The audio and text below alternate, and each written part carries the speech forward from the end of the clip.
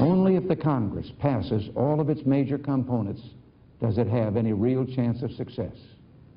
This is absolutely essential if we're to provide incentives and make capital available for the increased productivity required to provide real permanent jobs for our people. And let us not forget that the rest of the world is watching America carefully to see how we'll act at this critical moment. He could deliver a speech, couldn't he? That, of course, President Reagan addressing the nation back in 1981. Joining us now, Bill Bennett, former U.S. Secretary of Education under Mr. Reagan. Bill, thanks for joining us. President Trump needs, you could say, to take a page maybe from the great communicators playbook and start selling taxes directly to the American people. Would you not agree?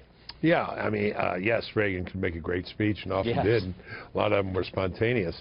But Donald Trump can make a great speech, too. How did he win the presidency?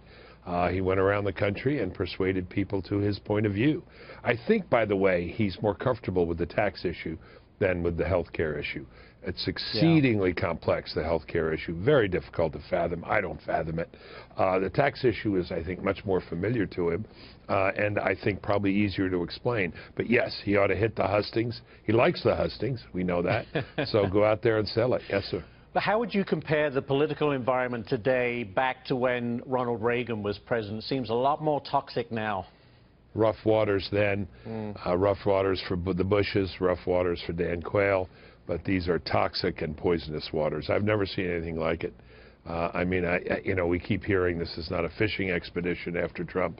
Call it a hunting expedition. I think that's what it is with the lawyers that Mueller has hired. Look, people want to discredit Trump. They want him out. Democrats want him out. A lot of the press wants him out. This is a full-scale effort. So they will try to do anything they can to discredit him.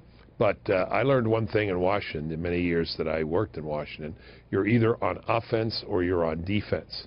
Be on offense. Yeah, good advice. Next one for you, Bill. Check out this headline from the New York Times. Republican shadow campaign for 2020 takes shape as Trump doubts grow. Vice President Pence has rejected this report that he is gearing up for a 2020 run. Is this just more attempts to undermine the administration, that there's problems from within and the sharks are kind of circling right now? Yeah, you remember the Browning poem, How Do I Love Thee? Let me count the ways, right? How do we despise you? Let us count the ways. How many ways can we discredit you? One way is to say that there are all sorts of office seekers waiting to take your place. I can't speak to Ben Sass. Tom Cotton, I think, is a ridiculous idea. I spend a fair amount of time with the Pence people. I know them from before. I've visited with the Vice President a couple times. This is bunk. This is nonsense. When I go to the Vice President's office, the question I'm asked most often is, are we doing enough? Do you think we're doing enough to help the President? And my answer has been yes, you are. I have to ask you about the leaks because it's gone beyond ridiculous. Jeff Sessions, you know, speaking tough now, saying we're coming after you. But have you seen anything like it? No, I've never seen anything like this kind of leakage. That's a torrent, it's a tidal wave. And by the way, I disagree with the estimable Judge Napolitano. The feeble skills I learned at Harvard Law School, the press does not have an absolute privilege. They do not have immunity.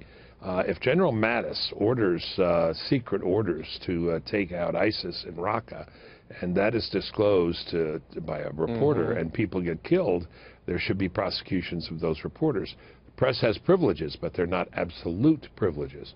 But look, it starts at home. It's got to start in the White House and elsewhere. But this is a terrible thing. This business with the President of Mexico and then the Prime Minister of Australia, how can you do business? How can you have a candid conversation? Yeah, it's terrible. I'm going to take that up, by the way, with the judge, Mr. Bill Bennett. Bill Bennett, thank you so much for joining us this morning. We really appreciate it. Have him check the exchange between Jim Comey and Trey Gowdy about a month ago. It was on this very topic. I'll yield to those. All right. That discussion. I will fill him in. All right. Thank you so much, Bill. Appreciate it.